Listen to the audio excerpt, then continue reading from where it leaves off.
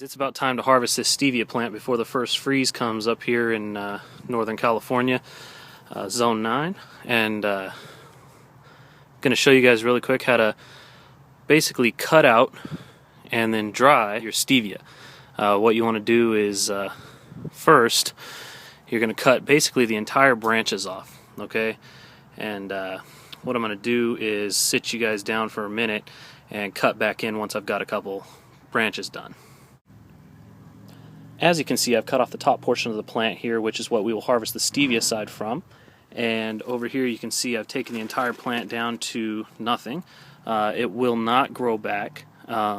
We will replant either seeds or from a seedling next season. And I'm going to go ahead and show you guys how to dry these.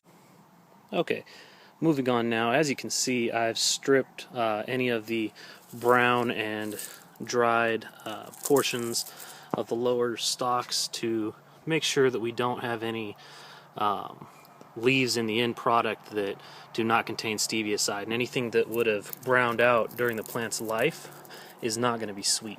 So you want to trim off the leaves from the bottom stalks, and that'll also give you a place to tie the string or fishing line that we will be drying them with when we get ready to hang them.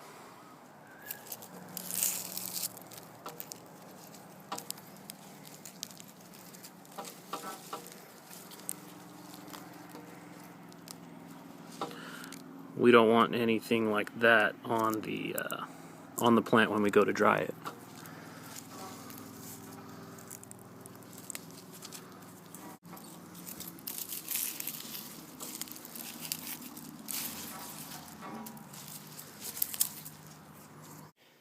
Okay, everyone, for the last part of the harvesting and drying phase, what we're going to do is take the plants, which I've now washed to ensure there's no dust or bugs, anything like that on them.